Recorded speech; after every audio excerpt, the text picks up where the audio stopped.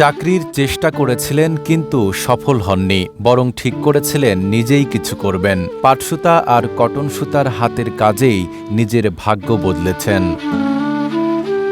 Bag, purse, showpiece, table mat, money bag থেকে শুরু করে দোলনা সবই তৈরি হয় রাজিয়া সুলতানার প্রতিষ্ঠানে।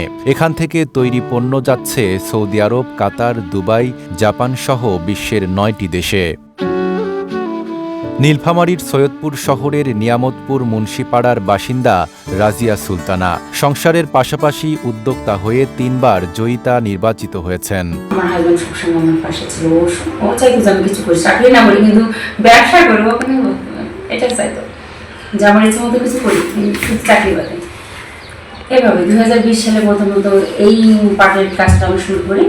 তারপর তো নামকরণ করা হয় আমার নান্দনিক ক্রাফট, যেহেতু আমি ক্রাফটের কাজটা করবো সেজন্য নামকরণটা করা হয় আমার নান্দনিক ক্রাফট। এর আগে আমি পাঠাইছি হচ্ছে Dubai, Japan, Canada, Australia, Saudi Arab, Qatar, 9টা দেশে আমি গেছি।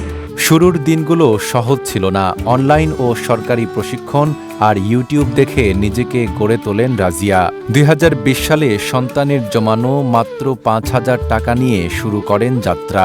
নান্দনিক ক্রাফট নামে ফেসবুক পেজ খোলেন। মেলায় অংশ নিয়ে বাড়ে পরিচিতি। এখন তার কারখানায় কর্মসংস্থান হয়েছে প্রায় 10 জন নারীর।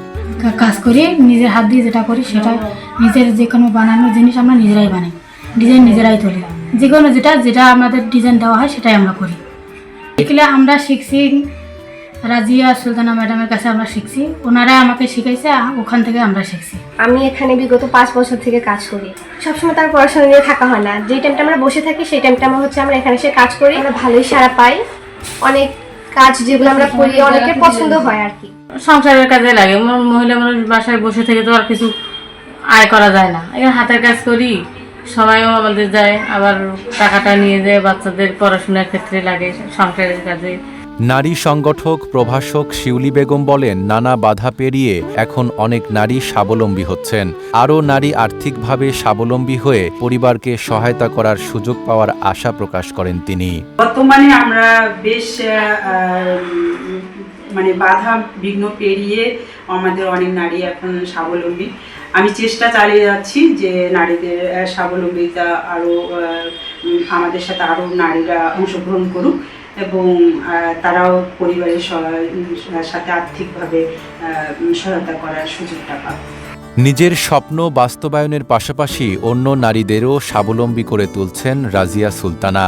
ছোট উদ্যোগ থেকেই যে বড় সম্ভাবনার জন্ম হয় তারই প্রমাণ নান্দনিক ক্রাফট। নাইম আরাবী, ঢাকা পোস্ট।